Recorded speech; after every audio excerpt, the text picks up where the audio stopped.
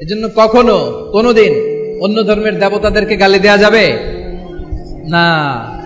অন্য ধর্মের কোন দেবতাদেরকে আমরা গালি দিব না, বরং ইসলামের beauty, the beauty of Islam, ইসলামের সৌন্দর্যকে আমরা তুলে ধরবো। আমরা যদি বিশ্বনবী সাল্লাল্লাহু আলাইহি ওয়াসাল্লামের জীবনের দিকে তাকাই, তাহলে আমি দেখব বিষ্ণু ইসলাম মক্কাতে কিংবা মদিনাতে অন্য ধর্মের লোকদের সাথে খুব পিসফুলি লাইফ লিড করেছেন।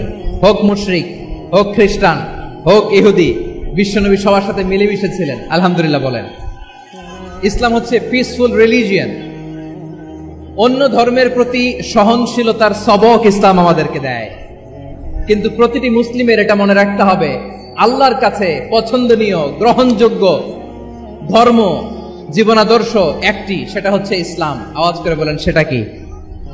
আওয়াজ করে বলুন, আল্লাহর কাছে মনোনীত ধর্ম একটি, সেটা কি? এজন্য রব্বুল আলামিন বলেন, ইন্নাদ-দীনা ইনদাল্লাহিল ইসলাম, আল্লাহর কাছে মনোনীত গ্রহণযোগ্য অ্যাকসেপ্টেড ধর্ম মতাদর্শ একটা, সেটা হলো ইসলাম। ইসলাম ছাড়া অন্য কোন ধর্ম যদি কেউ তালাশ করে, তার ওই ধর্ম আল্লাহ গ্রহণ করবে না।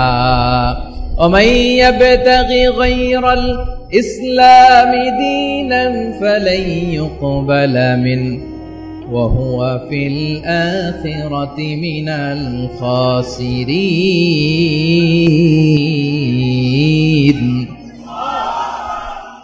Whoever seek anything except Islam, that won't be accepted from him, and he will be loser in the day of judgment. কিয়ামতের দিন ইসলাম ছাড়া কেউ যদি অন্য কোন ধর্ম তালাশ করেছে দুনিয়াতে, তার এই মতাদর্শ গ্রহণ করা হবে না, and he will be loser, সে হবে লুজার, ক্ষতিগ্রস্ত। হাই হাই কোম্পানির ম্যানেজার, ওর আমও শেষ, সালাও শেষ। আওয়াজ করে বলেন ঠিক কি না? এজন্য ইসলাম পেয়ে আমরা খুশি না বেজার? প্রত্যেক নামাজ শেষে আমরা আল্লাহরে বলি, আল্লাহ রাদিতু বিল্লাহি রাব্বা ওয়া বিল ইসলামি দীনা ওয়া বি মুহাম্মাদিন নাবিয়ান ওয়া রাসূলা। ও আল্লাহ, তোমারে রব হিসেবে পেয়ে আমরা খুশি। ও আল্লাহ, ইসলামকে ধর্ম হিসেবে পেয়ে আমরা খুশি। বিশ্বনবীকে আমাদের রাসূল পেয়ে আমরা খুশি। ঠিক কিনা বলে? বিষ্ণু ইসলাম মদিনায় গেলেন।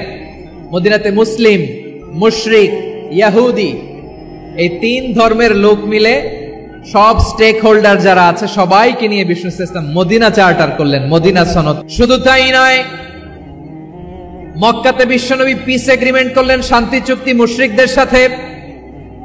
মদিনাতে যে বিশ্বনবী মদিনা চার্টার করলেন, মদিনা সনদ করলেন ইহুদিদের সাথে। আবার মদিনাতে বিশ্বনবী ইহুদিদের সাথে পিস ডায়ালগ করলেন, ইন্টারফেথ ডায়ালগ করলেন, আন্তধর্মীয় সংলাপ করলেন। যেই সংলাপের মূল ভিত্তি ছিল তাওহীদ। মূল ভিত্তি ছিল কি? তাওহীদ। বিশ্বনবী ইহুদিদেরকে ডাকলেন, আহ্বান করলেন, কুল ইয়া আহলাল কিতাবি তাআলাউ ইলা কালিমাতিন সাওয়াইন বাইনানা ওয়া বাইনাকুম আল্লা না'বুদা ইল্লাল্লাহ ولا نشرك به شيئا ولا يتخذ بعضنا بعضا أربابا من دون الله فإن تولوا فقولوا اشهدوا بأننا مسلمون। সুবহান আল্লাহ পড়েন। বিশ্বনবী মদিনার ইহুদিদের ডেকে বললেন, ও ইহুদিরা, শোনো শোনো, আসো এমন একটা আদর্শের প্রশ্নে আমরা একত্রিত হই, যে আদর্শের প্রচার তোমাদের নবীরাও করেছে, আমিও করি। যে আদর্শের কথা তোমাদের পবিত্র ধর্মগ্রন্থগুলোতে আছে, আমার কোরআনেও আছে, সেটা হলো তাওহীদ। আমরা এক আল্লাহ ছাড়া কারো ইবাদত করব না, আল্লাহর সাথে কাউরে শরীক করব না, আল্লাহ ছাড়া কাউরে রব মানব না। পড়েন সুবহানাল্লাহ। মদিনাতে যে তিনি মদিনা চার্টার করলেন, মদিনা সনদ, পিস ডায়ালগ করলেন, শান্তির সংলাপ, ইন্টারফেথ ডায়ালগ করলেন, আন্তধর্মীয় সংলাপ, যার ভিত্তি ছিল তাওহীদ। সুবহানাল্লাহ পড়েন। তাহলে অন্য ধর্মের প্রতি সব সময় ইসলাম সহনশীল, টলারেন্স। যদি আপনি দেখতে চান ইসলামের নবী বিশ্ব নবীর দিকে তাকান, ঠিক কিনা বলেন? আমরা তো সংখ্যালঘুদের রাইটস প্রোটেক্ট করার জন্য কত আইন বানাই, কত বৈঠক করি, কত সংবাদ সম্মেলন করি। বিষ্ণু সাল্লাল্লাহু আলাইহি ওয়াসাল্লাম সংখ্যালঘুদের রাইটস এর ব্যাপারে, অধিকারের ব্যাপারে যে কথা বলেছেন, শুনলে আপনি অবাক হয়ে যাবেন। বিশ্বনবী বলেন, আলা মান যালামা মুআহাদান আও ইনতাকাসাহু আও কাল্লাফাহু ফাওকা তাআতিহি আও কাল্লাফাহু ফাওকা তাকাতিহি আও আখাযা মিনহু শাইআন বিগাইরি তিবি নাফসিন ওয়া আনা হাজিজুহু ইয়াউমাল কিয়ামা। খবরদার, জেনে রাখো, কেউ যদি কোনো সংখ্যালঘুর উপরে অত্যাচার করে, কোনো সংখ্যালঘুর প্রাপ্য থেকে যদি কেউ কাউকে ঠকায়, সংখ্যালঘুর উপর যদি কেউ কষ্ট দেয়, কোনো সংখ্যালঘুর সম্পদ যদি কেউ জোর করে কেড়ে নেয়, আমি কিয়ামতের দিন বিশ্বনবী ওই সংখ্যালঘুর পক্ষে আর ওই মুসলমানদের বিপক্ষে বাদী হয়ে দাঁড়াবো। সুবহানাল্লাহ বলতে পারলেন না? আল্লাহু আকবার। আপনি নামাজি, আপনি মুসল্লি, আপনি হাজী সাহেব, তাহাজ্জুদ পড়তে পড়তে কপালে দাগ ফেলে দিছেন, আপনার প্রতিবেশী হিন্দু, ভাবছেন আমার তো পাওয়ার আছে, ওর জমিটা দখল করি। বিশ্বনবী বলেন, কিয়ামতের দিন ওই হিন্দুর পক্ষে তোর বিরুদ্ধে আমি বাদী হয়ে দাঁড়াবো।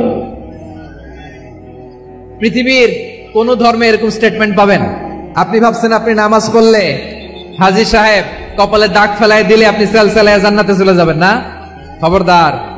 বিশ্বনবী বলেন, কোন সংখ্যালঘুর উপর যদি কেউ আক্রমণ করে, তার প্রাপ্য তাকে না দিয়ে যদি তাকে ঠকায়, তার উপর জুলুম করে, তার সম্পদ যদি কেড়ে নেয়, আমি নবী, তুমি মুসলিম হইতে পারো, মুসল্লি হইতে পারো, তার পক্ষে তোমার বিপক্ষে আল্লাহর দরবারে বাদী হয়ে দাঁড়াবো। কথা বুঝতে পারলে আওয়াজ করে উত্তর দেন। বিশ্বনবী যদি কারো বিপক্ষে দাঁড়ায় কিয়ামতের দিন, আই রিপিট, আমি আবারও বলছি, বিশ্বনবী যদি কিয়ামতের দিন কারো বিপক্ষে দাঁড়ায়, ও তো সেলসেলায়া জান্নাতি, তাই না? জান্নাতি না? যে নবীর সুপারিশ ছাড়া জান্নাতের গেটও দেখা যাবে না, ওই নবী যদি বলে তোর বিপক্ষে আমি বাদী হয়ে দাঁড়াবো, ওই জান্নাতে আর ঢোকার কোন সুযোগ আমাদের থাকবে? এখানেই শেষ না, এখানেই শেষ নয়। বিশ্বনবী বলেন, মান কাতালা মুআহাদান, বুখারীর বর্ণনা, মান কাতালা মুআহাদান লাম ইয়ারাহ রাইহাতাল জান্নাহ। কোন মুসলিম যদি অন্যায়ভাবে কোন সংখ্যালঘুকে হত্যা করে, কোন হিন্দুকে হত্যা করে, কোন বৌদ্ধরে হত্যা করে, অন্যায়ভাবে কোন মুসলিম যদি কোন সংখ্যালঘুরে হত্যা করে, জান্নাতে যাওয়া তো দূরের কথা, ওই মুসলিম জান্নাতের ঘ্রাণও পাবে না। সেই বুখারীর বর্ণনা, মান কাতালা মুআহাদান লাম ইয়ারাহ রাইহাতাল জান্নাহ ওয়া ইন্না রিহাহা লা ইউজাদু মিন মাসিরাতি 40 আমা। যে জান্নাতের ঘ্রাণ 40 বছর দূরের রাস্তা থেকেই পাওয়া যায়। সুবহানাল্লাহ পড়েন। প্রিয় ভাইরা, এখান থেকে জান্নাতে পৌঁছতে লাগবে 40 বছর। এত দূর। কত বছর? সবাই বলেন, কত বছর? এখান থেকে জান্নাতে পৌঁছতে লাগবে 40 বছর। এত দূরে থাকতেই জান্নাতের ঘ্রাণ আপনার নাকে এসে ধাক্কা মারবে। বিষ্ণুই বলেন, যে ব্যক্তি কোন সংখ্যালঘুকে হত্যা করে, জান্নাতে তো ঢুকতে পারবেই না, জান্নাতের ঘ্রাণও তার নাকে লাগবে না। পড়েন নাউযুবিল্লাহ। তাহলে সংখ্যালঘুদের ব্যাপারে ইসলামে অধিকার দেয়া আছে না নাই? আওয়াজ করে বলেন, আমার সংখ্যালঘু হিন্দু ভাইদের রাইটস, অধিকার আমাদের ইসলামে প্রোটেক্টেড আছে না নাই? এখানেই শেষ না। বিষ্ণু ইসলাম আপনার অমুসলিম প্রতিবেশীর সাথে ভালো আচরণ করতে বলেছে। আমাদের হয় না এটা মুসলিম পাড়া, ওটা বৌদ্ধ পাড়া, হয় না? অনেক সময় হয় না এটা আমাদের মুসলিম পাড়া, ওইটা হিন্দু পাড়া, এরকম আছে না নাই? হিন্দু যদি আপনার প্রতিবেশী হয়, কি করবেন? ওরে কষ্ট দিবেন নাকি? কেন? ও তো হিন্দু, ও তো আমার আল্লাহরে ডাকে না, ওরে কষ্ট দিলে জায়েজ হবে না? খবরদার। বিষ্ণু ইসলাম বলেন, মান কানা ইউমিনু বিল্লাহ ওয়াল ইয়াউমিল আখির ফালিউকরিম জারাহ। যে আল্লাহ বিশ্বাস করে আর আখিরাতে বিশ্বাস করে, সেজন্য প্রতিবেশীর সাথে ভালো আচরণ করে। কলিজা জুড়ায় যায় না আমার নবীর কথাগুলো শুনলে? যে আল্লাহ বিশ্বাস করে, যে আখিরাতে বিশ্বাস করে, সেজন্য প্রতিবেশীর সাথে ভালো আচরণ করে। এখানে বলছে মুসলিম প্রতিবেশী, নামাজি প্রতিবেশী বলছে, আল্লাহওয়ালা প্রতিবেশী বলছে না। প্রতিবেশী আস্তিক হোক নাস্তিক হোক, প্রতিবেশী মুমিন হোক মুশরিক হোক, প্রতিবেশী হইলেই তার সাথে ভালো আচরণের দরকার আছে না নাই? হাদিস থেকে আমরা কি শিখলাম? What is the moral of the story?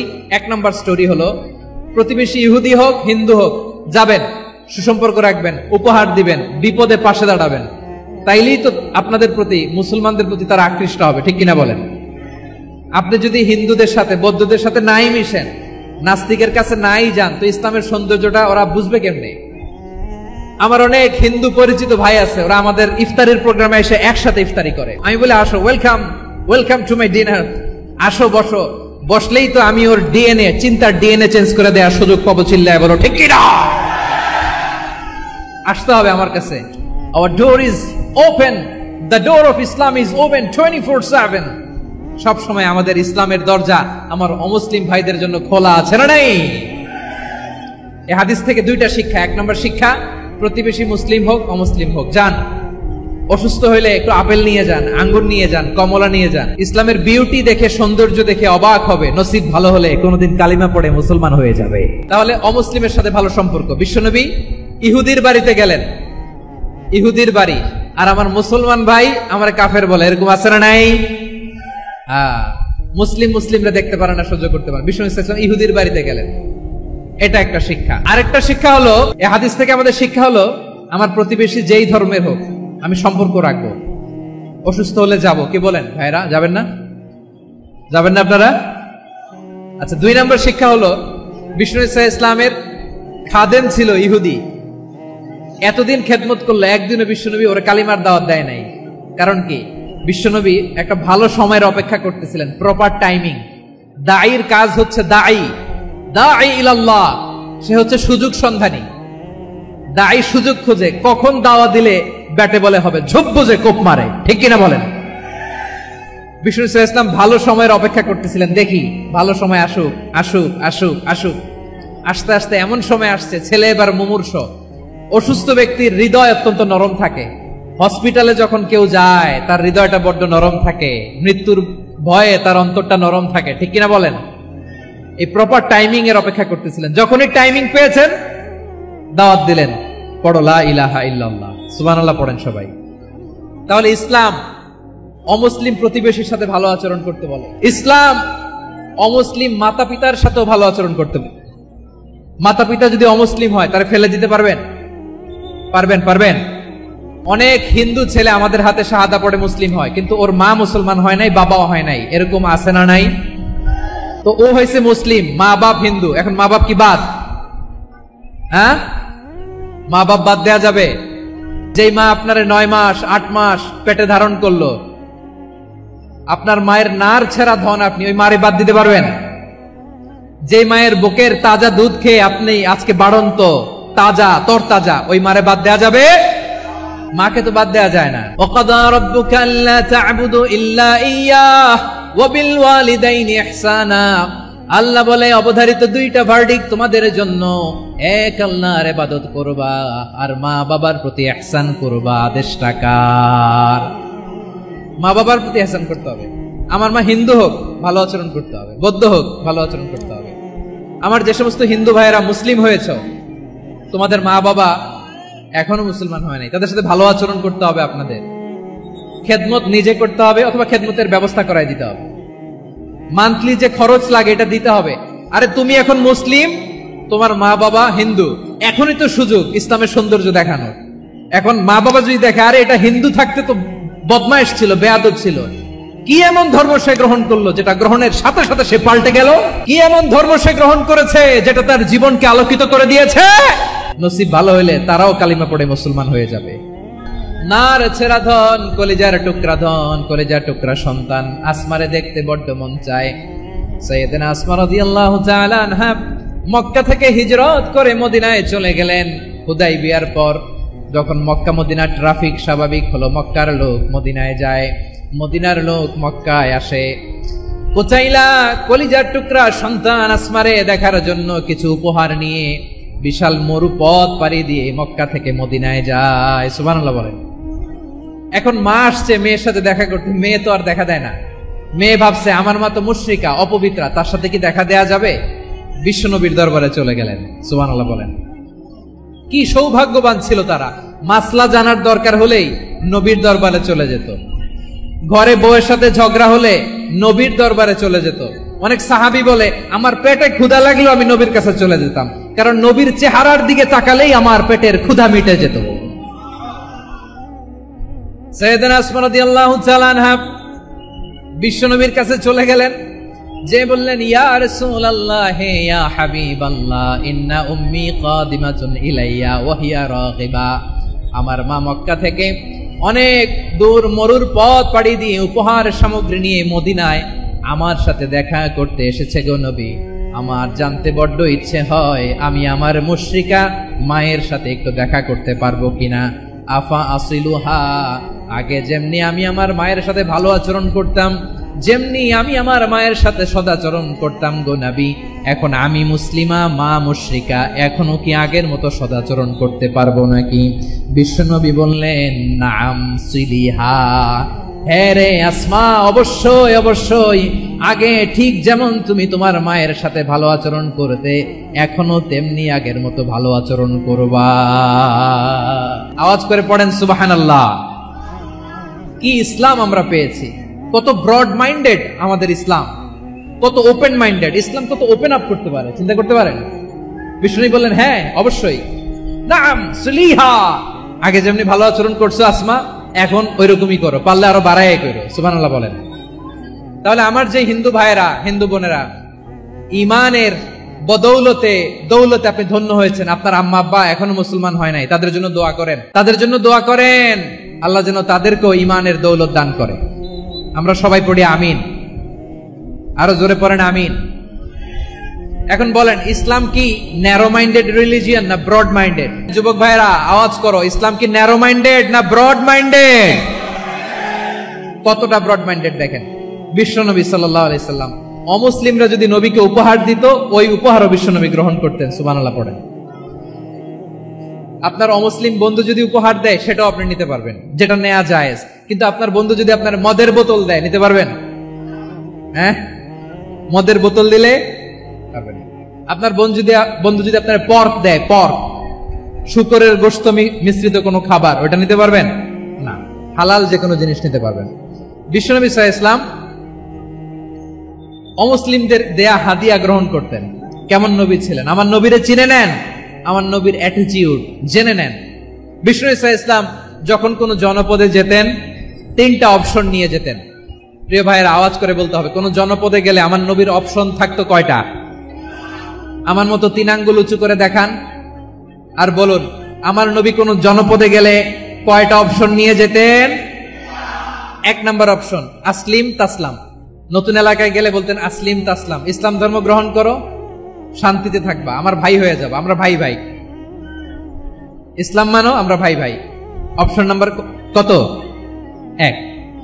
যদি বলে না ইসলাম মানবো না, ওকে, অপশন নাম্বার 2, মুসলিম হওয়ার দরকার নাই, লা ইকরাহা ফিদ্দিন, ইসলামে কোনো বাড়াবাড়ি নাই, খ্রিস্টান আছো থাকো, বৌদ্ধ আছো থাকো, ইহুদি থাকতে চাও থাকো, কিন্তু আমরা যেহেতু রিজিওনাল সুপার পাওয়ার, আমাদের আন্ডারে থাকো, ট্যাক্স দিয়া থাকো, এটার বলে জিজিয়া। আলেম যারা আছেন বুঝবেন, এটার আরবিতে কি বলে? জিজিয়া। You pay us the tax, we will give you the security. তোমরা ট্যাক্স দিবা, আমরা সিকিউরিটি দিব, আমাদের আওতায় থাকবা, কেউ তোমাদেরকে আক্রমণ করতে পারবে না, আমরা নিরাপত্তা দিব। সুবহানাল্লাহ বলেন। এটা অপশন নাম্বার কত? আচ্ছা, বুঝে থাকলে বলেন, 1 নাম্বার অপশন কি ছিল? ইসলাম। ইসলাম মানো, শান্তিতে থাকবা, ভাই ভাই, আমরা ভাই ভাই। অপশন নাম্বার 2, ট্যাক্স দাও, আমরা নিরাপত্তা দিব, মুসলিম হওয়া লাগবে না। এখন 1 নাম্বারও মানে না, 2 নাম্বারও মানে না, মুসলিম হবো না, ভালো, খ্রিস্টান থাকো, ট্যাক্স দাও, আমরা সিকিউরিটি দিব না, এটাও মানি না। বিষ্ণু বলেন, তাহলে তলোয়ার আমাদের আর তোমাদের মাঝে ফয়সালা করবে, মুসলিমও হবো না, ট্যাক্স দিবা, নিরাপত্তা দিব, আমরা সুপার পাওয়ার, আমাদের আন্ডারে থাকবে, এটাও না। তাহলে তোমাদেরকে তো আমরা বিশ্বাস করতে পারি না, কখন না কখন বিশ্বাসঘাতকতা করো, কার সাথে মিলে হাত মিলাও, তলোয়ার আমাদের মাঝে ফয়সালা করবে। তখন তিনি সশস্ত্র সংগ্রামের ঘোষণা দিতেন। সুবহানাল্লাহ পড়েন। বিষ্ণু ইসলাম 7ম হিজরিতে যখন খায়বার বিজয়ের পরে ইসলাম রিজিওনাল সুপার পাওয়ার হিসেবে আত্মপ্রকাশ করলো, বিশ্বনবী চিঠি লিখলেন অন্যান্য সুপার পাওয়ারের কাছে, রাষ্ট্রীয় চিঠি লেখে এক রাষ্ট্রপ্রধান আরেক রাষ্ট্রপ্রধানের কাছে, ঠিক কিনা বলেন? জানেন না আপনারা? এই যে 24-এর ছাত্র নাগরিক অভ্যুত্থানে, এই অভ্যুত্থান যখন শুরু হয়, আমি তখন সাউথ আফ্রিকাতে একটা স্ট্যাটাস দিয়েছিলাম, কোটা নয়, গোটা দেশ সংস্কার করা লাগবে। শুধু বাংলাদেশ নয়, সারা বিশ্বের বাংলা ভাষাভাষী লোকেরা এই আন্দোলনের সাথে সমর্থন করেছে, এটাকে সাপোর্ট করেছে, তারা সমর্থন দিয়েছে। আমাদের ইউনাইটেড আরব আমিরাতের বাংলাদেশি ভাইরা তারা সেখানে রাস্তায় নেমে এসেছিল, জানেন? ওইখানে ডেমনস্ট্রেশন করা যায় না, সেখানকার সরকার তাদেরকে যাবজ্জীবন দিয়েছিল। তখন আমাদের এই যে প্রধান উপদেষ্টা ডক্টর মোহাম্মদ ইউনূস সরাসরি G2G বলে, এটারে G2G, government to government, G2G, উনি চিঠি লিখলেন যে তাদেরকে, ইউর হাইনেস, হে সম্মানিত আমির, আপনি আমার এই চিঠির কারণে আমার সম্মানে এই 53 জন বাংলাদেশিকে মাফ করে দেন। এই চিঠির বদৌলতে বেকসুর খালাস পেয়ে গিয়েছিল আমাদের ভাইরা। জানেন না এই ঘটনা আপনারা?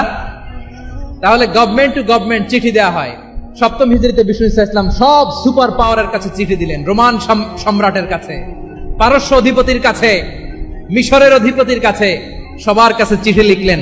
চিঠির ভাষা ছিল এরকম: মিন মুহাম্মাদিন রাসূলিল্লাহ ইলা মুকাওকিস আযীমিল কিবত, মুহাম্মদ রাসূলুল্লাহর পক্ষ থেকে মিশরের বাদশার কাছে, আসলিম তাসলাম, ইসলাম মানো শান্তিতে থাকবা, সালামুন আলা মান ইত্তাবাআল হুদা, শান্তি তার জন্য যে হেদায়েতের অনুসরণ করে। সুবহানাল্লাহ পড়েন।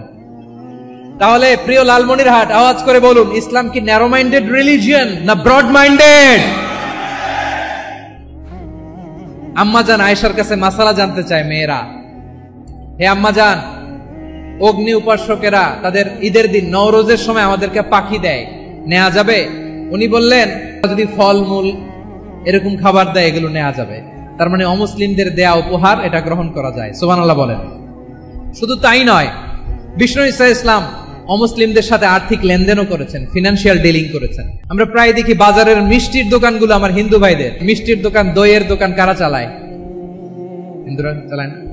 তারপরে যে বারবার শপ, চুল কাটে যে নাপিত, অধিকাংশ নাপিতের দোকানে কারা? আমার হিন্দু ভাইরা। আপনি চুল কাটতে পারবেন কিনা বলেন? পারবেন। তার দোকান থেকে দই মিষ্টি কিনতে পারবেন কিনা?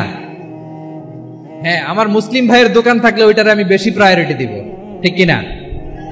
কিন্তু যদি তাদের সার্ভিস নিতে চান, প্রোডাক্ট নিতে চান, পারবেন। তার দলিল সহিহ বুখারী, আম্মা জান আয়েশা রাদিয়াল্লাহু তাআলা আনহা বলেন, ইশতারা রাসূলুল্লাহ সাল্লাল্লাহু আলাইহি ওয়াসাল্লাম মিন ইয়াহুদিয়িন তুআমান ওয়া রাহানাহু দিরআহু মিন হাদিদ। রাসূল সাল্লাল্লাহু আলাইহি ওয়াসাল্লাম এক ইহুদির কাছ থেকে, কার কাছ থেকে? সবাই বলে নাই কার কাছ থেকে? আমার নবী, পেয়ারা নবী এক ইহুদির কাছ থেকে জব কিনেছিল, জব, বার্লি, যেটা দিয়ে রুটি বানায়। ওই জবের দাম দেওয়া টাকা পয়সা নবীর কাছে ছিল না, ফলে নবী ওনার একটা পোশাককে মর্গেজ রেখেছিলেন, মর্গেজ, বন্ধক, যে এখন এটার দাম দিতে পারবো না, কয়েক কেজি বার্লি নিয়ে যাই আর বন্ধক হিসেবে আমার জামাটা রেখে গেলাম, যেদিন দাম দিব ওই দিন জামাটা ছুটাই নিয়ে যাব। সুবহানাল্লাহ পড়বেন না? বাকিতে নিছিলেন, বাকিতে। দিরআহু মিন হাদিদ, লোহার তৈরি বর্ম, মানে যুদ্ধের পোশাক, লোহা দিয়ে বানানো। বিষ্ণুনবী বললেন, কয়েক কেজি জব দাও, টাকাটা পরে দিব, এখন টাকা নাই, বন্ধক হিসেবে, মর্গেজ হিসেবে আমার জামা রেখে গেলাম, যখন টাকা দিব জামা ছুটাই নিব। আওয়াজ করে বলতে হবে সুবহানাল্লাহ। এ থেকে বোঝা গেল অমুসলিমদের সাথে ফিনান্সিয়াল ডিলিং করা যায়, অর্থনৈতিক লেনদেন করা যায়, কেনাবেচা করা যায়, প্রোডাক্ট কেনা যায়। এমনকি আমাদের মসজিদে নববীতে বারান্দায় আপনার একটা অটোমেটিক ফ্লাইং আমব্রেলা দেখছেন? সূর্য যখন বাড়ে মসজিদে নববীর বারান্দায় ইয়ার্ডের মধ্যে অটোমেটিক্যালি কিছু আমব্রেলা আছে, শাঁ করে খুলে যায়, আর সূর্যের তাপ লাগে না। আবার সন্ধ্যাবেলায় এই আমব্রেলা গুলো ওরা ক্লোজ করে ফেলে, দেখেন নাই না? দেখছেন? এই মসজিদে নববীকে সর্বোচ্চ উন্নত মানের কনস্ট্রাকশন ইনফ্রাস্ট্রাকচারে ডেভেলপ করার জন্য কর্তৃপক্ষ কিছু অমুসলিম ইঞ্জিনিয়ারের, ডিজাইনারের সহায়তা নিয়েছিল। সুবহানাল্লাহ বলেন। কোন দলিলের ভিত্তিতে? এই দলিলের ভিত্তিতে যে বিষ্ণু ঈসা ইসলাম অমুসলিমদের সাথেও লেনদেন করেছেন। আওয়াজ করে বলতে হবে আল্লাহু আকবার। শুধু তাই নয়, ইন কেস অফ ইমার্জেন্সি, প্রয়োজনে ইসলামের খাতিরে, ইসলামকে সামনের দিকে এগিয়ে নিয়ে যাওয়ার জন্য অমুসলিমদের সাপোর্ট নেওয়া জায়েজ আছে। সুবহানাল্লাহ বলেন। অমুসলিমদের সাপোর্ট নেয়া, তাদের থেকে অর্থ নেয়া, পলিটিক্যাল সাপোর্ট, পলিটিক্যাল অ্যাসাইলাম নেওয়া জায়েজ আছে। আমাদের অনেক বিশ্ববরেণ্য দায়ীরা আমেরিকায় অস্থায়ীভাবে অ্যাসাইলাম নিয়ে থাকে, নিজের দেশে গেলে ফাঁসিতে ঝুলাই দিবে। যুগ যুগ ধরে দায়ীদের উপর এরকম অত্যাচার আর নির্যাতন আছে না নাই? মিশরের অনেক দায়ীরা পাশ্চাত্যে যেয়ে থাকে। এই যে তারা পলিটিক্যাল অ্যাসাইলাম নিয়ে থাকে, রাজনৈতিক আশ্রয়, এটা জায়েজ আছে না? এটা যে জায়েজ আছে তার প্রমাণ স্বয়ং বিশ্বনবী সাল্লাল্লাহু আলাইহি ওয়াসাল্লাম পলিটিক্যাল সাপোর্ট নিয়েছিলেন অমুসলিমদের কাছ থেকে। সুবহানাল্লাহ বলেন। খুব মজাদার একটা ঘটনা শুনবেন। আপনাদের আগ্রহ দেখে তো মনে হয় না শোনার ইচ্ছা আছে। আমার ভাইয়েরা, বিশ্বনবীর বয়স তখন প্রায় 51 বছর। কত বছর? বিশ্বনবীর সবচেয়ে কাছের মানুষ খাদিজা রাদিয়াল্লাহু তাআলা আনহা ইন্তেকাল করেছেন। বিশ্বনবী বড্ড কষ্ট পেলেন, হৃদয়টা ভেঙে খান খান। যিনি ঘরের ভেতরে বিশ্বনবীকে সান্ত্বনা দিতেন, ভালোবাসা দিতেন, বাইরে গেলে কুরাইশরা বকাঝকা করে, অত্যাচার করে, কিন্তু আম্মাজান খাদিজা রাদিয়াল্লাহু তাআলা আনহা ঘরটারে এমন শান্তির নীড় বানায় রেখেছেন, এই ঘরের ভিতরে ঢুকলে বিশ্বনবীর কলিজাটা ঠান্ডা হয়ে যেত। নাকি জমি কিনতে গেছিলেন? জমি কিনতে দুনিয়ার যশ খ্যাতির জন্য, নিজের কোনো লাভের জন্য? তায়েফবাসীদেরকে জাহান্নামের আগুন থেকে বাঁচানোর জন্য। আওয়াজ করে বলতে হবে ঠিক কিনা? বিশ্বনবী বিশাল মরুপথ, পাহাড়ি পথ পাড়ি দিয়ে তায়েফের মরুজমিনে গেলেন কোরআনের দাওয়াত নিয়ে, ইমানের দাওয়াত নিয়ে। কিন্তু তায়েফের লোকেরা বিশ্বনবীর দাওয়াতকে শুধু প্রত্যাখ্যান করেই থামে নাই, তারা বিশ্বনবীর সাথে অত্যন্ত খারাপ আচরণ করেছে। বিশ্বনবীকে শারীরিকভাবে হেনস্থা করেছে, আমার নবীকে শারীরিকভাবে অত্যাচার করেছে, আমার পেয়ারা নবীর গায়ে পাথর মেরেছে, বিশ্বনবীর গা বেয়ে ঝরঝর করে রক্ত ঝরেছে, নবী জামিনের মধ্যে লুটিয়ে পড়েছেন, আবার মেরেছে, আবার নবী হাঁটতে শুরু করলেন, পেছন থেকে আবার মেরেছে, আবার নবী রক্তাক্ত হয়ে জামিনের মধ্যে লুটিয়ে পড়লেন, আবার মেরেছে। বিশ্বনবীর মতো এত সুশ্রী মানব, বিশ্বনবীর মতো এত শুভ্র মানব, বিশ্বনবীর মতো এমন চমৎকার দেহাবয়ব দিয়ে রব্বুল আলামিন কাউকে বানান নাই। এরকম চমৎকার মানুষটাকে তারা তায়েফের ওই জমিনে রক্তাক্ত করেছে। বিশ্বনবী দুনিয়ার কোনো স্বার্থের জন্য সেখানে যান নাই, নিজের কোনো লাভের জন্য, প্রাপ্তির জন্য যান নাই, তায়েফবাসীদের জাহান্নামের আগুন থেকে বাঁচাতে গিয়েছেন। ঠিক কিনা বলেন? ধরুন আমার সাথে, হাজার ব্যথা বেদনার পরে ফিরে আসনি তুমি আপন ঘরে, দিনের আলো তুমি ছড়িয়ে দিতে চলে গেলে মদিনায় মক্কা ছেড়ে। হে রাসূল তোমাকে ভুলি আমি কেমন করে, হে রাসূল তোমাকে ভুলি আমি কেমন করে। ঠিক কিনা বলে? আমান মানে সিকিউরিটি, নিরাপত্তা। সিকিউরিটি ছাড়া, আমান দেওয়া ছাড়া কেউ থাকতে পারতো না মক্কায়। দুই ছেলে বিষ্ণু ইসা ইসলামকে নিয়ে আসলো, নবী কাবার চারদিকে তাওয়াফ করলেন, নামাজ পড়লেন। আবু জাহেল, উতবা, শাইবা, ওয়ালিদ ইবনে মুগীরা সবাই দেখে, কেউ কিছু করতে পারে না। কারণ মুতঈম ইবনে আদি ঘোষণা দিয়েছেন, আমি মুহাম্মদকে আমান দিয়েছি, মুহাম্মদের গায়ে যেন কেউ স্পর্শ না করে। আওয়াজ করে পড়েন সুবহানাল্লাহ। নবীর এই বিপদ কালে মুহূর্তে মুতঈমের হৃদয়টারে নরম করে দিল কে? আচ্ছা, লালমনির হাটের ভাইয়েরা বলেন, এই মুতঈম কি মুসলিম ছিল না মুশরিক? সবাই বলতে হবে, মুসলিম না মুশরিক?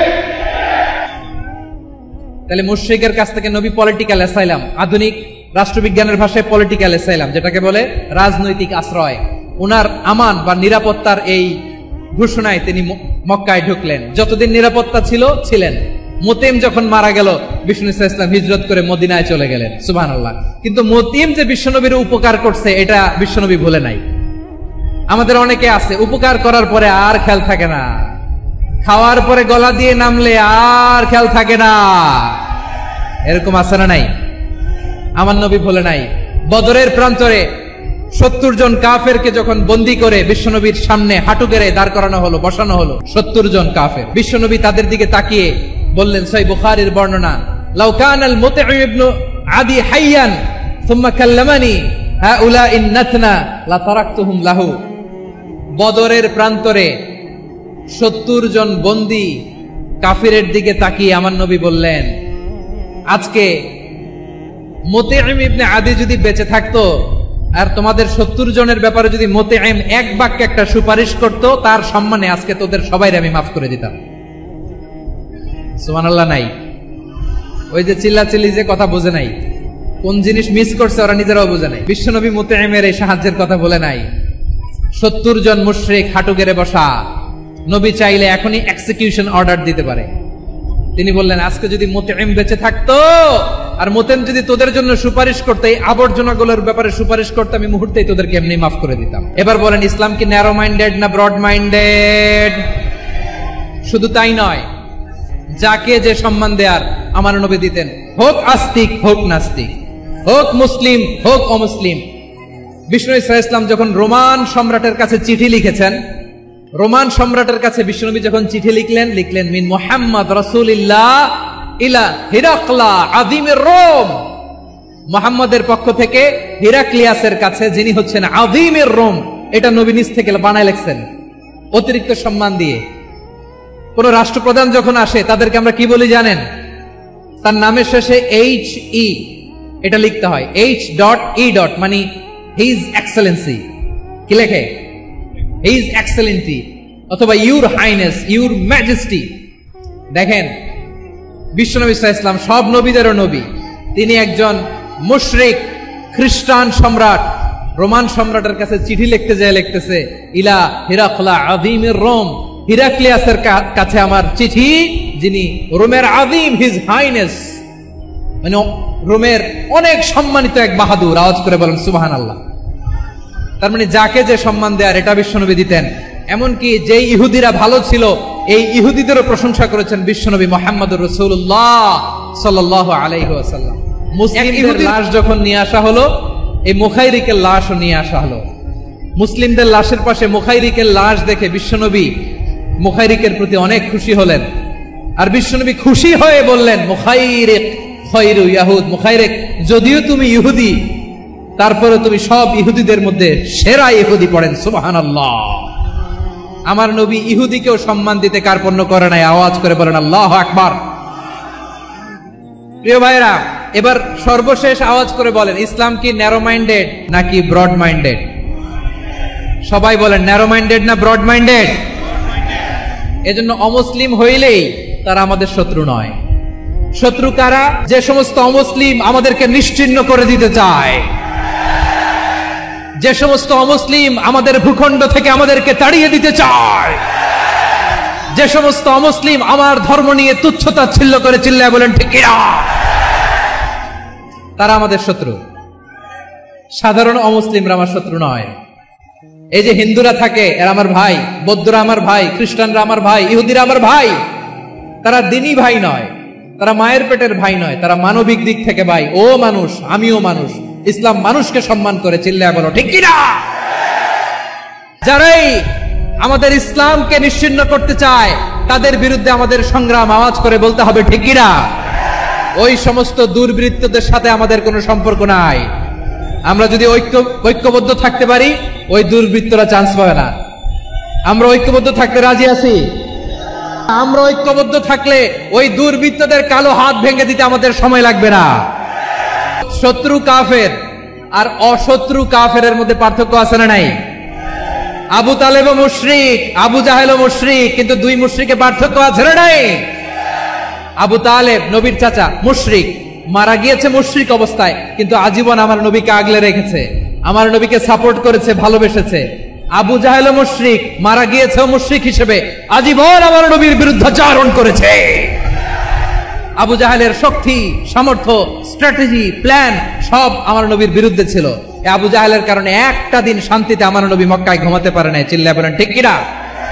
এজন্য রাব্বুল আলামিন বলেন, লা ইয়ানহাকুমুল্লাহু আনিল্লাযীনা লাম ইউকাতিলুকুম ফিদ-দীনি ওয়া লাম ইখরিজুকুম মিন দিয়ারিকুম আন তাবাররুহুম ওয়া তুকসিতু ইলাইহিম ইন্নাল্লাহা ইউহিব্বুল মুকসিতিন।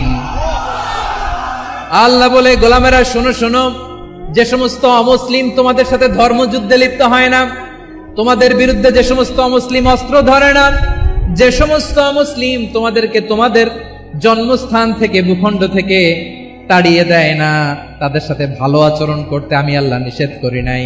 তাদের সাথে সদাচরণে কোনো নিষেধাজ্ঞা নাই, বরং তাদের সাথে সদাচরণ করো, এটাই আমি আল্লাহ চাই।